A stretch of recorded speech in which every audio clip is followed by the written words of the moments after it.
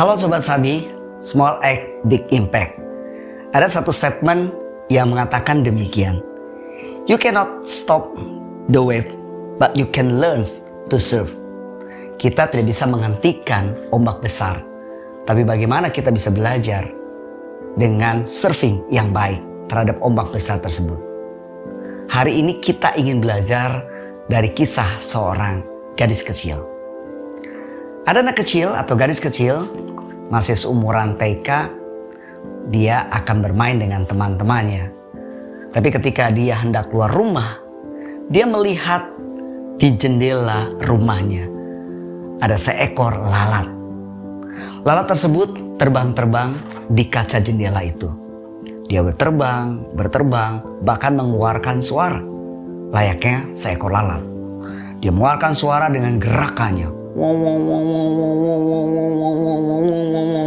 Si gadis tadi memperhatikan lalat tadi. Hai lalat, kenapa kamu gak keluar dari kaca tersebut?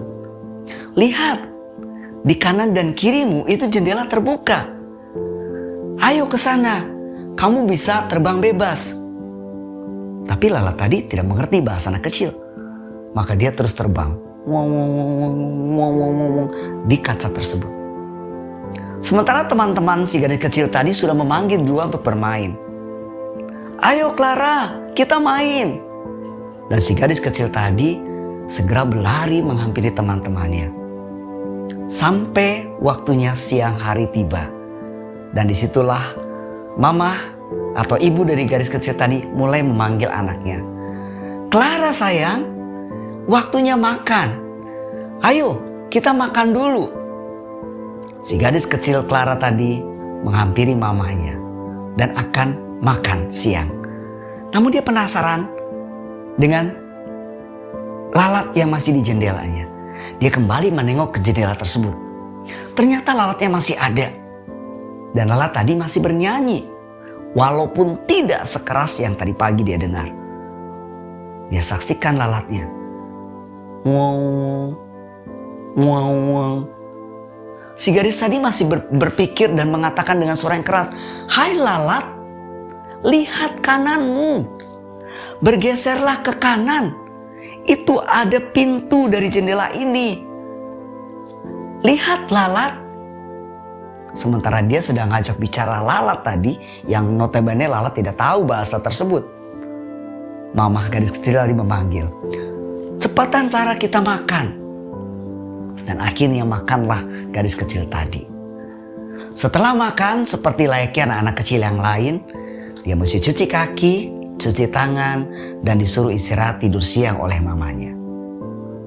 Apa yang terjadi atau apa selanjutnya kisah tersebut? Hingga sampai pada sore hari. Ketika sore hari, gadis kecil Clara tadi bangun dan dia hampiri kembali jendelanya. Dan apa yang dilihat oleh gadis kecil tadi? Seekor lalat yang tadi pagi masih terbang-terbang bernyanyi. Bahkan tadi siang masih terbang-terbang di jendelanya. Kini lalat tadi terkapar dengan kakinya di atas. Si gadis kecil tadi sangat amat sedih. Dia sedih. Kenapa tadi pagi saya tidak memanggil mama saya untuk membebaskan lalat tersebut? Coba kalau tadi pagi saya bilang sama mami saya, mami tolong ada lalat. Tidak bisa keluar dari jendela kita. Tolong mami keluarkan. Sayangnya kata-kata tersebut terlambat diucapkan oleh Clara sang gadis kecil tadi. Dan yang dilihat sekarang adalah seekor lalat kecil yang terkapar sudah mati. Dia memanggil ibunya. Mami, ada lalat yang mati. Dan maminya melihat, oh iya, ini sudah mati lalatnya. Baik, akan mami bersihkan dan akan mami buang ke tong sampah. Nah, Sobat Sabi, dari cerita tadi apa yang bisa kita lihat dan apa yang bisa kita pelajari? Kita belajar dari seekor lalat. Terkadang begitukah kehidupan kita sebagai manusia? Kita punya pergumulan, kita punya permasalahan yang kita berkutik sendiri dari masalah tersebut. Kita berkutik atas segala problem yang ada dalam kehidupan kita, tanpa disadari bahwasanya Tuhan memberikan jalan keluar. Tapi karena kita ego dan tidak melihat siapa Tuhan kita atau milik siapa kita, maka kita berkutik dan bergelut dalam masalah kita sendiri, yang akhirnya mengakibatkan capek. Seperti Lara tadi, mati. Mari mulai saat ini, open your minds. Lihat, ada satu yang bisa kita lakukan. Out of the box. Berpikirlah secara terbuka apa yang kita lakukan yang tidak seperti biasanya.